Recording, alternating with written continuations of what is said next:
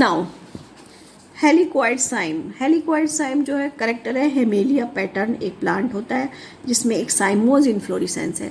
Cymose inflorescence में एक type होता है हेलिक्वाइड साइम। इसमें क्या होता है, मेन ब्रांच पर तो फ्लावर बन जाते हैं। अब जब भी नया बनेगा तो इसके राइट साइड में डेवलप हुआ है सपोज, तो यहाँ पर फ्लावर बन गया, फिर इसके राइट साइड में बनेगा तो यहाँ पर फ्लावर बन गया, फिर इसकी राइट साइड में बन जाएगा, फिर इसकी राइट साइड में बन जाएगा, फिर इसकी, तो इस तरह से एक लटका हुआ इन्फ्लोरिसेंस जो है हमें दिखाई देता है, जिसको हम कहते हैं हेलिक्वाइड इन्फ्लोरिसेंस। गाइनोबेसिक स्टाइल जो है, गाइनोबेसिक स्टाइल जिसमें गाइनीशियम नीचे और बाकी सारे पार्ट्स ऊपर की तरफ दिखाई देते हैं, एपिएसी फैमिली का करेक्टर है। और थोड़ा सा इसका डिटेल आप उसमें से देखकर अम्बलीफेरी फैमिली में या और कहीं पर भी देख सकते हैं। इसको देख लीजिएगा गाइनोबेसिक स्टाइल को गूगल पर। Would parenchyma is a living part of xylem. ये जाइलम की अगर हम बात करें तो जाइलम में सभी पार्ट जो हैं डेड है, लेकिन पैरेन्काइमा टिश्यूज़ तो लिविंग नेचर के होते हैं। तो जब भी आपसे लिविंग टिश्यूज़ के बारे में पूछे प्लांट के अंदर, तो आप जो है पैरेन्काइमा टिश्यूज़ का नाम बताएंगे। लार्जेस्ट स्पर्म साइकस में पाया जाता है, पहले भी बताया। मम्मीफाइड प्लांट्स आर फॉर्म, किसमें मम्मीफाइड प्लांट्स बनते हैं, वर्टिकल प्रेशर के कारण। ये ध्यान रखना, अब सेम की सेम ऐसी की ऐसी मम्मीफाइड हो जाती हैं, तो इसलिए जो है वर्टिकल बिल्कुल सीधे रहते हैं, वर्टिकल प्रेशर के कारण इस तरह के प्लांट्स का फॉर्मेशन होता है। स्ट्रैटिफाइड रॉक हैज़ फॉसल, तो सबसे ज़्यादा फॉसल अगर हम देखें तो मोस्टली स्ट्रैटिफाइड रॉक्स में मिलेंगे।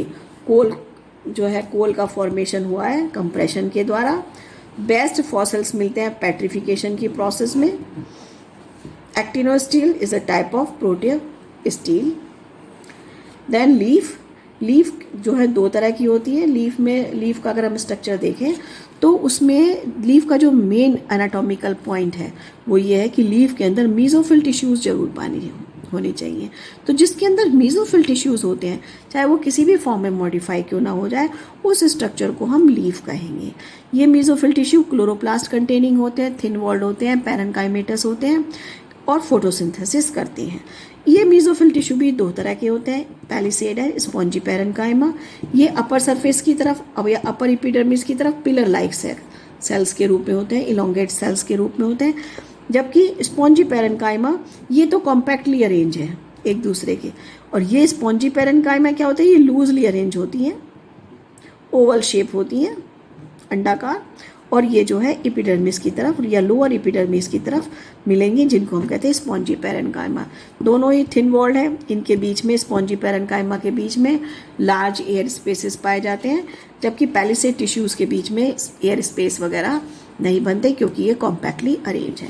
दोनों ही जो है मीजोफिल टिश्यूज़ बनाते हैं जो कि फोटोसिंथेसिस करते हैं और इसी के थ्रू कार्बोहाइड्रेट का फॉर्मेशन होता है।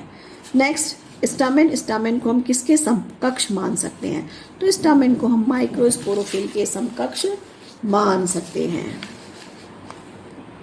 कुछ टर्म और हैं, जैसे पोरोगैमी। पोरोगैमी का मतलब होता है अगर ओव्यूल के अंदर पोलन ट्यूब माइक्रोपाइल सिरे से प्रवेश करती है तो उसको हम कहते हैं पोरोगैमी।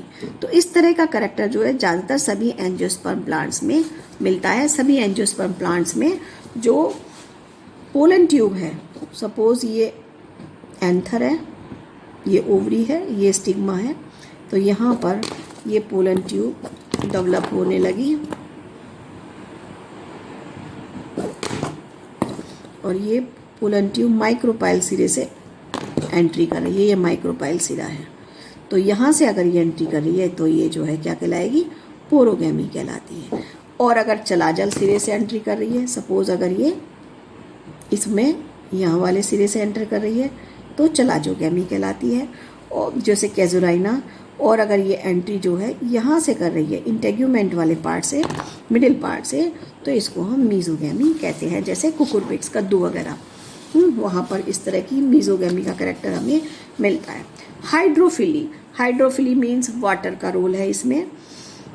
तो वाटर की प्रेजेंस में अगर फर्टिलाइजेशन होता है, पॉलिनेशन होता है, हाइड्रोफिली कहलाता है। ये दो तरह का है, हाइपोहाइड्रोफिली, ईपी हाइड्रोफिली। हाइड्रोफिली का मतलब अगर ये प्रोसेस जो है पानी के अंदर हो रही है, सेरेटोफाइलम इसका एग्जाम्पल है, तो हाइपोहाइड्रोफिली।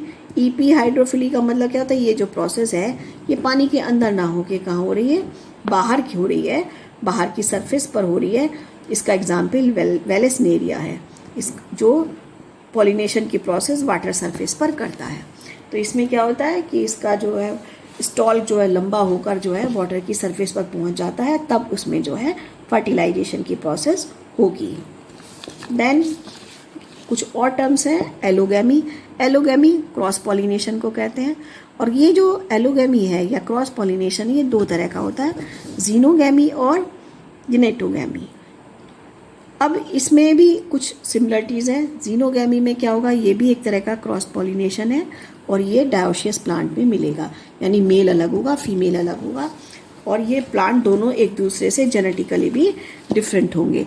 तो इसका एग्जाम्पल अनियन मान लो आप।